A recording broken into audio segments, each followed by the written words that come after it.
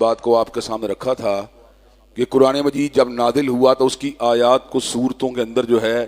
اللہ کے نبی نے خود ایڈجسٹ کیا تھا اللہ کے حکم سے. جہاں تک تعلق ہے قرآن مجید کی صورتوں کی ترتیب کی بات کا، تو مختلف مصاحف کے اندر صورتوں کی ترتیب فرق تھی،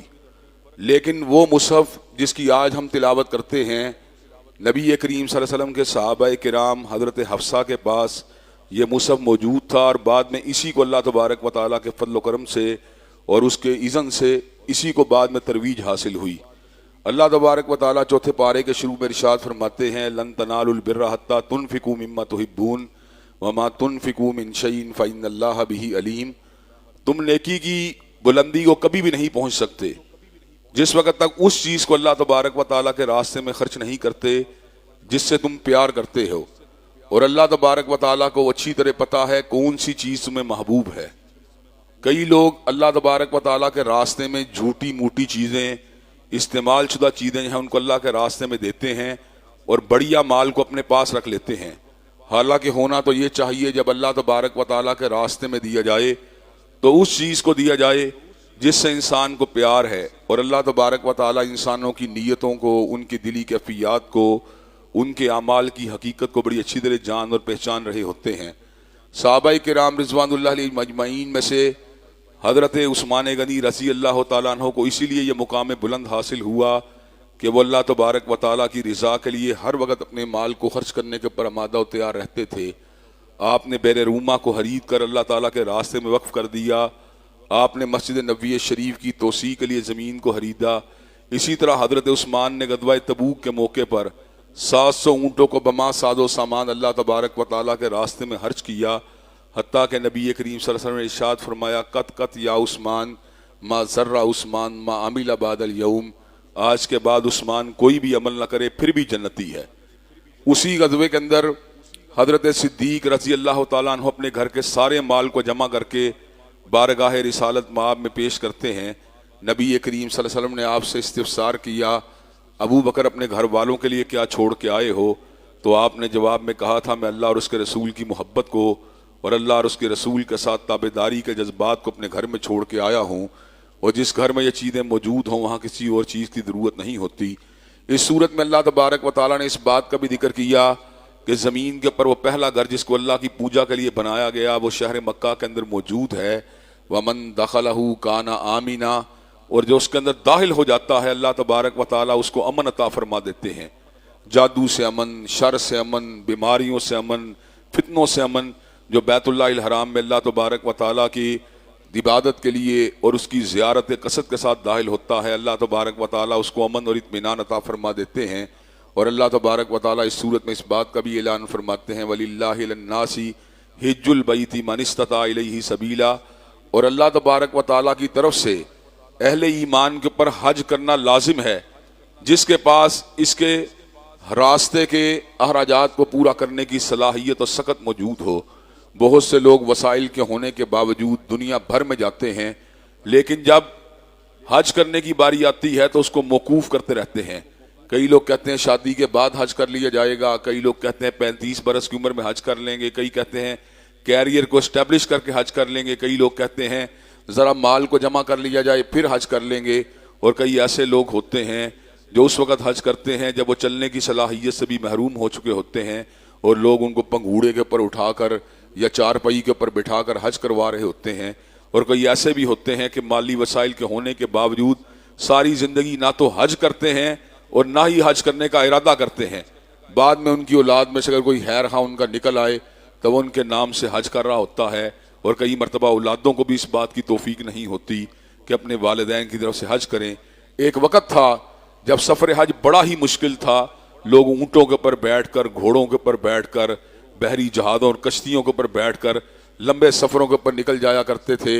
اور اس موقع پہ اپنے گھر والوں کو وصیت کر کے جاتے تھے اگر میں واپس نہ آ سکا تو میرے ترکے کا یہ بن جائے گا، میری اولاد کو یہ کام کرنا چاہیے. یعنی حج کے سفر سے واپسی کا بھی کوئی پکا جو تھا وہ یقین نہیں ہوتا تھا. لیکن آج اللہ تبارک و تعالیٰ نے ان سفروں کو بڑا ہی آسان بنا دیا ہے. 5 گھنٹے کی فلائٹ جو ہے لاہور سے اڑتی ہے، جدہ میں لینڈ کر جاتی ہے، اس کے بعد 2 گھنٹے کے اندر بندہ جو ہے مکہ مکرمہ کے اندر پہنچ جاتا ہے. عمرہ کرنے کے بعد وہاں سے واپس بھی آ سکتا ہے اور اگر حج کے ایام ہو تو وہاں سے حج کرنے کا معاملہ بھی اللہ تبارک و تعالیٰ کے فضل و کرم سے 8 تاریخ سے لے کے 12 تاریخ تک یا زیادہ سے زیادہ 13 تاریخ تک جو ہے اس کو حج کو مکمل کر لیا جاتا ہے۔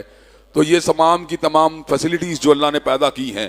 اور جن کو ہم کاروباری اعتبار سے اویل کرتے ہیں،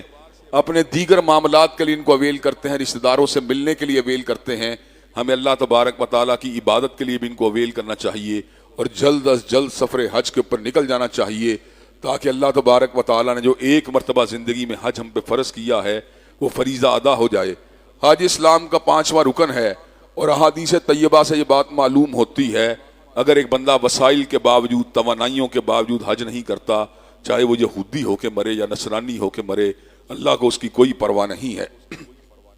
سفر حج کے حوالے سے میں نے سورہ بقرہ کے باب میں اس بات کو بیان کیا تھا، الحج اشہر معلومات فمن فرض فیہن الحج فلا رفث ولا فسوق ولا جدال فی الحج۔ جب بندہ جو ہے حج کے اوپر چلا جاتا ہے، وہاں نہ بے حیائی کی بات ہونی چاہیے، نہ لڑائی جھگڑے کی بات ہونی چاہیے، نہ گناہ کی کوئی بات ہونی چاہیے۔ جو بندہ وہاں سے یہ ایام گزار کے واپس آتا ہے اس طریقے کے ساتھ، تو اللہ تبارک و تعالیٰ اس کو یہ اجر عطا فرماتے ہیں کہ اس کو اس طرح کر دیتے ہیں گویا آج ہی اپنی ماں کے گھر پیدا ہوا ہو۔ اس صورت میں اللہ تبارک و تعالیٰ نے حصول تقویٰ کا بھی ذکر کیا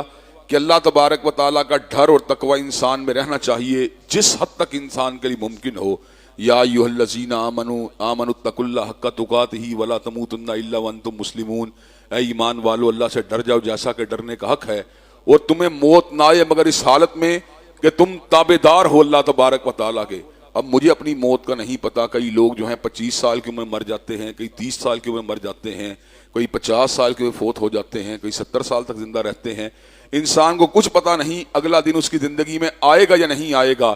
تو اس آیت کا حقیقی مطلب کیا ہے، اس بات کے پر توجہ دینے کی ضرورت ہے۔ اس آیت کا حقیقی مطلب یہ ہے کہ ہم اپنی زندگی کی ڈائریکشن ہمیں بالکل درست رکھنی چاہیے، تاکہ جب بھی موت آئے اس حالت میں آئے کہ ہم اللہ تبارک و تعالیٰ کے تابع دار ہوں، اللہ کے ڈر کو ہم نے مضبوطی کے ساتھ پکڑا ہو۔ اور یہ بڑی نصیب کی بات ہوتی ہے، کئی لوگ اپنی زندگی کے آخری ایام کے اندر اپنی ساری غلطیوں سے رجوع کر لیتے ہیں، چہرہ بھی مسنون بنا لیتے ہیں، نمازوں کا التزام بھی کرنا شروع کر دیتے ہیں، روزے بھی رکھنا شروع ہو جاتے ہیں، خیرات بھی کرنا شروع ہو جاتے ہیں، اور مرتے وقت کلمہ طیبہ بھی ان کو نصیب ہو جاتا ہے۔ اور اس کے برعکس بھی معاملات اللہ نہ کرے دیکھنے کو ملتے ہیں۔ کئی لوگ جوانی کے اوائل کے اندر تو دیندار ہوتے ہیں، متدین ہوتے ہیں، لیکن وقت گزرنے کے ساتھ ساتھ ان کے چہرے سے داڑھی بھی چھوٹی ہو جاتی ہے، ان کے لباس کے اندر ٹہنے سے بھی ان کے نیچے ادا چلا جاتا ہے، گھر کے اندر بھی پردہ داری کا اہتمام کم سے کم ہوتا چلا جاتا ہے، مال کے آنے کے ساتھ ساتھ ان کی زندگی میں فتنے جو ہیں داخل ہونا شروع ہو جاتے ہیں، اور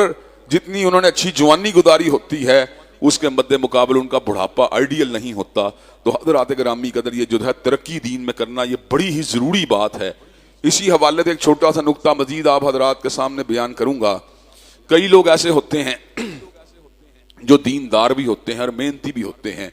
لیکن محنت کرنے کے باوجود ان کے رزق میں اضافہ نہیں ہوتا، وہ بڑے پریشان رہتے ہیں، کہتے ہیں نہ جانے کیا وجہ ہے، محنت بھی کرتے ہیں لیکن رزق میں کشادگی پیدا نہیں ہوتی۔ تو اللہ تبارک و تعالیٰ نے ایک مثبت خبر ان کو سنائی قرآن مجید میں۔ اللہ تبارک و تعالیٰ فرماتے ہیں وَلَوْ بَسَطَ اللَّهُ الرِّزْقَ لِعِبَادِهِ لَبَغَوْا فِي الْأَرْضِ، میرے بعد بندے ایسے ہیں اگر میں ان کے رزق کو کشادہ کر دوں تو وہ زمین کے اوپر بغاوت کرنا شروع کر دیں، وَلَٰكِن يُنَزِّلُ بِقَدَرٍ مَّا يَشَاءُ، لیکن میں ان کے ساتھ وہ معاملہ کرتا ہوں، اتنا اتارتا ہوں جتنا جو ہے مناسب ان کے لیے ہو، تاکہ وہ سیدھے راستے کے اوپر رہیں۔ چنانچہ اللہ تبارک و تعالیٰ سے رزق تو طلب کرنا چاہیے، لیکن رزق کے ساتھ ساتھ اطاعت کے جذبات جو ہیں وہ بھی انسان میں موجود ہونے چاہیے، کہیں رزق کی بہتات کی وجہ سے انسان جو ہے گمراہ نہ ہو جائے۔ ہم یہ بات دیکھتے ہیں کئی لوگ ایسے بھی ہیں جو یورپ میں جانے کے بعد بالکل دین سے دور ہو گئے، چنانچہ دیار کفر کے اندر بھی بلا ضرور سفر کرنا یہ مناسب اور مفید نہیں۔ انسان کی توجہات کا مرکز اللہ کی رضا ہونی چاہیے، زندگی زیادہ لمبی چوڑی نہیں،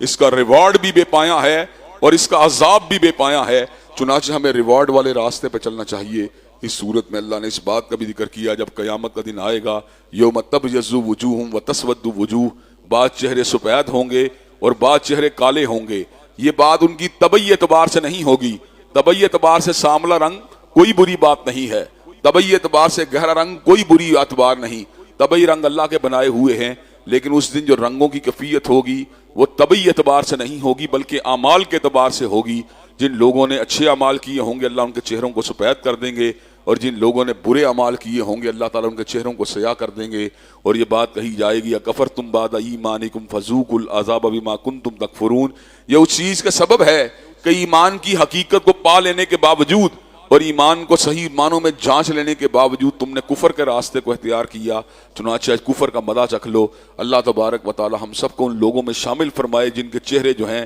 قیامت کا دن سفید ہوں گے. اس صورت میں اللہ تبارک و تعالی نے اس بات کا بھی ذکر کیا کہ ہم خیر امم ہیں، مسلمان خیر امم ہیں. کنتم خیر امۃ اخرجت للناس، اس کی وجہ یہ ہے کہ ہم امر بالمعروف و نہی عن المنکر کا کام اگر انجام دیتے رہیں گے تو ہم در حقیقت خیر امم کہلوانے کے حقدار ہیں. حضرات گرامی قدر آج کا دور بڑا ہی عجیب دور ہے. آج کے دور میں امر بالمعروف و نہی عن المنکر کا کام اس حد تک کم ہو چکا ہے کہ باپ اپنے بیٹے کو بھی امر بالمعروف و نہی عن المنکر کے لیے کرنے کے لیے تیار نہیں، شوہر اپنی بیوی کو غلط کام سے روکنے کے لیے تیار نہیں، بھائی اپنی بہن کو جو ہے غلط کام سے روکنے کے لیے تیار نہیں. ہر بندہ جو ہے غلط کام کو جو ہے بجائے اس کو ڈسکریج کیا جائے اس کو انکریج کرنا شروع کر دیتا ہے. حالانکہ اللہ تبارک و تعالیٰ کا واضح حکم ہے تعاونوا علی البر والتقوی ولا تعاونوا علی الاسم والعدوان، کہ انسان کو نیکی اور خیر خواہی کے کام میں ایک دوسرے کے ساتھ تعاون کرنا چاہیے اور برائی اور نافرمانی کے کام میں کبھی بھی ایک دوسرے کی معاونت نہیں کرنی چاہیے. لیکن امر بالمعروف و نہی عن المنکر سے نہ جاننے کیوں لوگ اعراض کرتے ہیں. اس کی ایک بڑی وجہ جو مجھے سمجھ میں آئی ہے سوسائٹی میں رہنے کے بعد، مختلف تعلیمی اداروں میں جانے کے بعد اور بزنس کمیونٹی اور سیاسی لوگوں میں اٹھنے بیٹھنے کے بعد، کہ لوگ امر بالمعروف و نہی عن المنکر سے پتہ کیوں اجتناب کرتے ہیں؟ تاکہ لوگ ان کو اچھا سمجھیں، لوگ ان کو کہیں یار کتنا جو ہے وہ جناب بڑا سوشل آدمی ہے، بڑا اوپن مائنڈڈ ہے، بڑا اوپن ہارٹڈ ہے، جناب اس کا دل کتنا کشادہ ہے، بڑا لبرل ہے، بڑا ماڈریٹ ہے. یہ بات سننے کے لیے لوگ جو ہیں کسی کو برائی کا جاتا دیکھ کے بھی خاموشی کو اختیار کرتے ہیں. لوگ آپ کو چاہے کنزرویٹو سمجھیں، قدامت پسند سمجھیں، انتہا پسند سمجھیں، آپ کو فنڈامنٹلسٹ سمجھیں، آپ کو امر بالمعروف و نہی عن المنکر کا فریضہ انجام دینا چاہیے. اگر آپ یہ فریضہ انجام نہیں دیں گے تو نتیجہ آپ کو خود بھگتنا پڑے گا. کیسے بھگتنا پڑے گا اس کی مثال میں آپ کو دیتا ہوں. حضرت رسول اللہ صلی اللہ علیہ وسلم نے ایک بحری جہاز کا ذکر کیا جس کی 2 منزلیں ہیں. اوپر والی منزل اور نیچے والی منزل میں لوگ کرہ ڈال کے جو ہے بیٹھے ہوئے ہیں. اب کچھ لوگ جو ہیں جہاز کے نچلے فلور کے اندر جہاز میں سوراخ کرنا شروع ہو جاتے ہیں. تو اوپر کے بعد لوگ جو ہیں ان کو منع کرنے کی کوشش کرتے ہیں. تو بعد لوگ ان منع کرنے والے لوگوں کو روکتے ہیں کہ تمہیں کیا ضرورت ہے ان کو منع کرنے کی. تو جو عقل مند لوگ اوپر سے ان کو منع کر رہے تھے جواب میں کہتے ہیں اور تم ان کو کیوں منع نہیں کرتے، یہ اکیلے نہیں ڈوبیں گے بلکہ ہمیں بھی ساتھ لے کے ڈوبیں گے. حضرات گرامی کا جب امر بالمعروف و نہی عن المنکر رک جاتا ہے تو پھر پتہ کیا ہوتا ہے؟ پہلے سوسائٹی میں اس کے اثرات جو ہیں کم ہوتے ہیں، برائی جو ہے طاقت پکڑتی ہے اور نیکی کے اثرات سوسائٹی میں کم ہوتے ہیں. پھر برائی کا غلبہ یہاں تک آ جاتا ہے، وہ آپ کے دوست احباب تک پہنچ جاتی ہے اور حتیٰ کہ ایک وقت وہ بھی آتا ہے برائی آپ کے اپنے گھر میں داخل ہو جاتی ہے. حضرات گرامی کا چنانچہ انسان کو ہمیشہ امر بالمعروف و نہی عن المنکر کے اوپر بڑی سختی کے ساتھ کاربند رہنا چاہیے تاکہ برائی کو جس حد تک اپنے سے دور کیا جا سکتا ہے اس کو دور رکھا جائے. جو بندہ امر بالمعروف و نہی عن المنکر پہ کاربند ہوتا ہے اس سے لوگ گھبراتے ہیں. ہماری فیملیز کے اندر آپ نے عام طور پر یہ چیز دیکھی ہوگی، کئی لوگ دادا کے آنے کے اوپر جناب پورے نمازی بن جاتے ہیں، کئی لوگ تایا کے آنے کے اوپر جناب پورے کے پورے دیندار بن جاتے ہیں، کئی خواتین جو ہے چچا کے آنے کے اوپر چاہیے تھی. لیکن دیندار آدمی کا اتنا روب ہوتا ہے کہ اس کے ساتھ انسان اپنے آپ کو ذرا جو ہے وہ بے عمل سا محسوس کر کے اپنے آپ کو بہتر شو کرنے کی کوشش کرتا ہے. تو حضرات گرامی قدر ایک باپ اگر باعمل ہو اور دیندار ہو اور عمل بالمعروف و نہی عن المنکر کا فریضہ انجام دینے والا ہو، اس کی اولاد کو پتہ ہوتا ہے ہمارا باپ جو ہے حق پرست ہے، دین کی دعوت دیتا ہے، منکرات سے روکتا ہے، چنانچہ ان کے اوپر اس بات کا اثر ہوتا ہے اور وہ خود بھی برائیوں سے بچنے کی کوشش کرتے ہیں. اس صورت میں اللہ تبارک و تعالیٰ نے اس بات کا بھی ذکر کیا جو ہمارے دشمن ہیں نا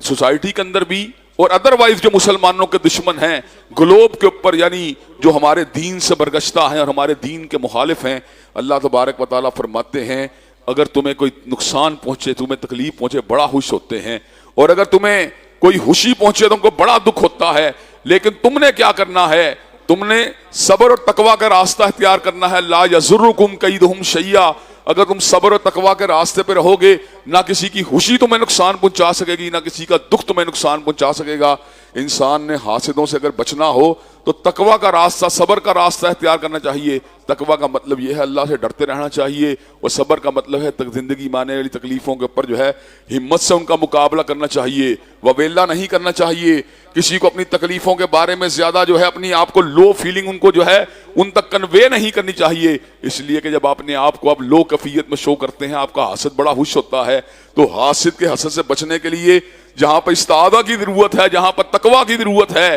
وہاں پر صبر کی بھی ضرورت ہے، تاکہ ہم میں پہنچنے والی تکالیف کے اوپر ہمارے حاسد جو ہیں اچ نہ ہوں۔ اس صورت میں اللہ تبارک و تعالیٰ نے کمپاؤنڈ انٹرسٹ کی حرمت کا بھی ذکر کیا۔ سورہ بقرہ میں اللہ نے سمپل انٹرسٹ کی حرمت کا ذکر کیا تھا، اور اس صورت میں اللہ تعالیٰ نے جو ہے کمپاؤنڈ انٹرسٹ کی حرمت کا ذکر کیا ہے۔ اللہ تبارک و تعالیٰ فرماتے ہیں یا ایھا الذین آمنوا لا تاکلوا الربا اضعافا مضاعفۃ،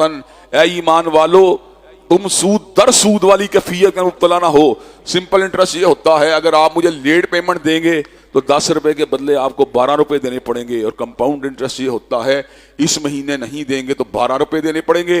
2 مہینے نہیں دیں گے 13 روپے دینے پڑیں گے، 3 مہینے نہیں دیں گے تو آپ کو 14 روپے دینے پڑیں گے۔ تو کمپاؤنڈ انٹرسٹ بھی حرام ہے اور سمپل انٹرسٹ بھی اسلام کے اندر حرام ہے۔ اس صورت میں اللہ تبارک و تعالیٰ نے اس بات کا ذکر کیا کہ جو بھی اس دنیا میں آیا ہے اس کو موت کا مزہ چکھنا پڑے گا، اس کا انتقال جو ہے وہ برزخی زندگی کا لازمن ہوگا۔ اللہ تبارک و تعالیٰ نے اس حوالے سے محمد کریم صلی اللہ علیہ وسلم کی ذات اقدس کا ذکر کیا اور اس امر کا اعلان فرما دیا وما محمد الا رسول قد خلت من قبلہ الرسل افئن مات او قتل انقلبتم علی اعقابکم۔ اللہ تبارک و تعالیٰ فرماتے ہیں محمد کریم صلی اللہ علیہ وسلم کے رسول ہیں، ان سے پہلے بھی رسول اللہ آتے رہے، اگر وہ دنیا سے چلے جائیں یا ان کو شہید کر دیا جائے تو تم یہ بات بتلاؤ کیا تم اپنے قدموں کے پر پلٹ جاؤ گے؟ نہیں، بلکہ تمہیں راہ دین کے پر استقامت کو اختیار کرنا ہوگا۔ اور نبی کریم صلی اللہ علیہ وسلم کی حیات مبارکہ کے اندر جس طرح تم دین کے پر قائم اور دائم تھے، ان کے چلے جانے کے بعد بھی تمہیں دین کے پر پوری شد و مت سے قائم دائم رہنا چاہیے۔ اس صورت میں اللہ تبارک و تعالیٰ نے کئی اللہ والوں کا بھی ذکر کیا، وہ اللہ والے جن کا مقام اتنا بلند تھا کہ اللہ نے جہاں پہ اپنے نبیوں کا ذکر کیا وہاں ان اللہ والوں کا بھی ذکر کیا۔ اللہ تبارک و تعالیٰ فرماتے ہیں وَكَأَيٍّ مِّن نَبِيٍّ قَاتَلَ مَعَهُ رِبِّيُّونَ كَثِيرٌ، اللہ کے کئی نبی ایسے تھے جن کے ساتھ بہت سے اللہ والوں نے اللہ کے راستے میں جہاد کیا، اور ان کی کیفیت کیا تھی فَمَا وَهَنُوا لِمَا أَصَابَهُمْ فِي سَبِيلِ اللَّهِ، وہ تکلیفوں کے پر گھبرائے نہیں جو اللہ کے راستے میں ان کو آئیں، وَمَا ضَعُفُوا وَمَا اسْتَكَانُوا، اور نہ ہی وہ کمزور پڑے نہ ہی وہ تھکے، وَاللَّهُ يُحِبُّ الصَّابِرِينَ، اللہ کو صبر کرنے والوں سے محبت ہے۔ وَمَا كَانَ قَوْلَهُمْ إِلَّا أَن قَالُوا، اور ان کی ایک ہی بات ہوتی تھی، وہ کہتے تھے ربنا اغفر لنا ذنوبنا واسرافنا فی امرنا وثبت اقدامنا وانصرنا علی القوم الکافرین، اے ہمارے پروردگار ہمارے معاملات میں جو ہم سے زیادتیاں ہوئیں انہیں معاف کر دے، ہمارے گناہوں کو معاف کر دے، ہمارے قدموں کو مضبوط کر دے، اور ہمیں اپنے اعداء کے اوپر غلبہ عطا کر دے۔ حضرات گرامی قدر گویا کہ مومن و مسلمان کی نظر جب بھی ہوتی ہے اپنی خطاؤں پہ ہوتی ہے، اپنی کوتاہیوں پہ ہوتی ہے، اپنی غلطیوں پہ ہوتی ہے، وہ اس بات کو سمجھتا ہے اگر میری غلطیاں معاف ہو گئیں اور اللہ نے میرے پر نصرت کا نزول فرما دیا تو اللہ تبارک و تعالیٰ کے فضل و کرم سے میرا دشمن کبھی بھی میرے پر غالب نہیں آ سکتا۔ اور اسی صورت میں اللہ نے اس بات کا بھی ذکر کیا ان ینصرکم اللہ فلا غالب لکم، اگر اللہ تمہاری مدد کرے تو تمہارے پر کوئی غالب نہیں آ سکتا، اور اگر اللہ تمہارا ساتھ چھوڑ دے تو تم کبھی بھی کامیاب اور کامران نہیں ہو سکتے۔ اس صورت میں اللہ تبارک و تعالیٰ نے اس بات کا بھی ذکر کیا کہ اللہ کے مومنین کے اوپر بڑے احسانات ہیں۔ لقد من اللہ علی المومنین، اللہ کا بہت بڑا احسان مومنوں کے اوپر یہ ہے اس نے ان کی ذاتوں کے اندر سے رسول اللہ صلی اللہ علیہ وسلم مبعوث کیا جو ان کے پر آیات حکمت کی تلاوت کرتے ہیں، ان کو تزکیہ نفس کی تعلیم دیتے ہیں، اور اس سے قبل وہ کھلی گمراہی کے اندر زندگی گزار رہے تھے۔ صحابہ کرام رضوان اللہ علیہم اجمعین جو خیر البریہ ہیں، کائنات کی سب سے افضل ترین ہستی ہیں، ان کا تعلق ایک ایسے سماج کے ساتھ تھا جس میں آیت اللہ کا مفہوم بھی کسی کو نہیں پتا تھا، جس میں حکمت کا مفہوم بھی کسی کو نہیں پتا تھا، جس میں تزکیہ نفس کی بھی کسی کو خبر نہیں تھی۔ پیغمبر زمان کے آنے کا کیا اثر ہوا، اللہ تبارک و تعالیٰ نے ان کو آیات اللہ اور حکمت سے بہرور کر دیا اور ان کو تزکیہ والی زندگی کے اوپر چلا دیا، جبکہ اس سے قبل اس معاشرے کے لوگ کھلی گمراہی کے اندر مبتلا تھے، لیکن اللہ نے ان کو کتنا سر بلند کیا کہ ان کو خیر البریہ بنا دیا۔ اس صورت میں اللہ تبارک و تعالیٰ نے اس بات کا بھی ذکر کیا ہے جو پکے مومن ہوتے ہیں جب ان کو یہ بات بتلائی جاتی ہے کہ فلاں جتھا، فلاں گروہ، فلاں جماعت تمہارے خلاف ہو گئی ہے، لوگوں کی بڑی تعداد تمہارے خلاف ہو گئی ہے، حق بات کرنا چھوڑ دو، حق پہ چلنا چھوڑ دو، حق پہ عمل کرنا چھوڑ دو، بس آہستہ ہو جاؤ، اپنی رفتار کو کنٹرول کرو۔ تو ان کا ایک ہی جواب ہوتا ہے حسبنا اللہ و نعم الوکیل، ہمارے لیے اللہ کافی ہے اور بہترین کارساز ہے۔ جب ان کے لبوں سے الفاظ نکلتے ہیں تو پھر اللہ کی نعمت اور فضل ان کو مل جاتا ہے، اور کوئی برائی جو ہے ان کے بال کو بھی بیکا نہیں کر سکتی۔ حضرت ابراہیم علیہ السلام نے جس وقت ان کو چتا میں اتارا گیا تو انہوں نے کہا حسبنا اللہ و نعم الوکیل، میرے لیے اللہ کافی ہے وہ بہترین کارساز ہے۔ کیا نتیجہ نکلا؟ اللہ نے آسمان کی بلندیوں سے اعلان فرما دیا، قلنا یا نار کونی بردن و سلاما علی ابراہیم، اے آگ تو ابراہیم کے اوپر ٹھنڈی ہو جا، مگر اتنی ٹھنڈی نہیں ہونا کہ اس کو سردی کا احساس ہونے لگے، اس کے لیے مہکتے ہوئے گلابوں کے گلستان بن جانا، اس کے لیے چمنستان بن جانا۔ اس صورت میں اللہ تبارک و تعالیٰ نے کامیابی کی حقیقت کو بھی بیان فرما دیا۔ یہ کامیابی کی حقیقت کیا ہے؟ لوگ جس بات کو کامیابی سمجھتے ہیں وہ کہاں تک درست ہے، اللہ جس چیز کو کامیابی سمجھتا ہے وہ کیا ہے؟ اللہ تبارک و تعالیٰ فرماتے ہیں ہر ذی روح نے موت کا مزہ چکھنا ہے۔ وَمَن زُحْزِحَ عَنِ النَّارِ وَأُدْخِلَ الْجَنَّةَ فَقَدْ فَازَ، جو آگ سے بچ کے جنت میں داخل ہو گیا حقیقت میں وہی کامیاب ہے۔ حضرات گرامی قدر، کئی لوگ ایسے ہیں جو جہنم میں ہوں گے اور کئی لوگ ہیں جہنم کی قید کاٹنے کے بعد جنت میں جائیں گے، لیکن حقیقی کامیاب بندہ وہ ہے فَمَن زُحْزِحَ عَنِ النَّارِ وَأُدْخِلَ الْجَنَّةَ فَقَدْ فَازَ، جو آگ سے بچ کے جنت میں داخل ہوا، اصل کامیاب بندہ وہی ہے۔ اس صورت میں اللہ تبارک و تعالیٰ نے تفکر فی الحل کی ایک کیفیت کا بھی ذکر کیا اور کمال کیفیت کا ذکر کیا، جس کو میں آپ حضرات کے سامنے سورہ بقرہ کے باب میں بھی بیان کر چکا ہوں، اشارتاً دوبارہ بیان کر کے ایک دو مضامین کو مزید آپ کے سامنے رکھتا ہوں۔ اللہ تبارک و تعالیٰ فرماتے ہیں ان فی خلق السماوات والارض واختلاف اللیل والنہار لآیات لأولی الالباب، بے شک زمین و آسمان میں اور بے شک رات و دن کے آنے جانے میں نشانیاں عقل والوں کے لیے، الذین یذکرون اللہ قیاما وقعودا وعلی جنوبہم، جو اٹھتے بیٹھتے اپنے پہلوؤں کے پر اللہ کو یاد کرتے ہیں، وَيَتَفَكَّرُونَ فِي خَلْقِ السَّمَاوَاتِ وَالْأَرْضِ، اور اللہ کی بنائی ہوئی زمین و آسمان کے پر غور و فکر کرتے ہیں۔ غور و فکر کرنے کے بعد کیا کہتے ہیں؟ ربنا ما خلقت ھذا باطلا سبحانک فقنا عذاب النار، اللہ آپ نے جو کچھ بھی بنایا ہے باطل نہیں بنایا، آپ کی ذات ہر عیب سے پاک ہے۔ میرے اعمال کی کیا حیثیت ہے، میرے اعمال کی کیا حقیقت ہے،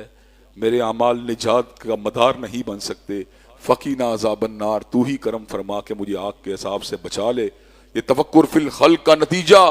تدبر کا نتیجہ کائنات کے پر ان کا یہ نکلتا ہے کہ وہ آگ کے عذاب سے پناہ مانگتے ہیں، اللہ کی کبریائی کا احساس ان میں گہرا ہو جاتا ہے اور اپنی کم مائیگی کا احساس جو ہے ان میں مزید جو ہے بڑھتا چلا جاتا ہے۔ اس کے بعد سورہ نساء ہے، سورہ نساء کے ایک دو مضامین آپ حضرات کے گوش گزر کر کے اپنی بات کو مکمل کروں گا۔ سورہ نساء کے شروع میں اللہ تبارک و تعالیٰ نے اس بات کا ذکر کیا جس کا تعلق مساوات بنی آدم کے ساتھ ہے۔ یا ایھا الناس اتقوا ربکم الذی خلقکم من نفس واحدہ وخلق منها زوجها وبث منهما رجالا كثيرا ونساء واتقوا الله الذی تساءلون به والارحام ان اللہ کان علیکم رقیبا، اللہ تعالیٰ سے ڈر جاؤ جس نے تمہیں ایک نفس سے پیدا کیا، ایک آدم سے پیدا کیا، اور پھر اس کی بیوی حضرت حوا کو ان سے پیدا کیا، اور پھر ان کی اولاد میں بڑی تعداد میں مردوں عورتوں کو پیدا کیا۔ اس آیت پہ غور کریں تو مساوات بنی آدم کی بات سمجھ میں آتی ہے۔ یہ قبائل کیا ہیں، یہ برادریاں کیا ہیں، یہ بستیاں کیا ہیں،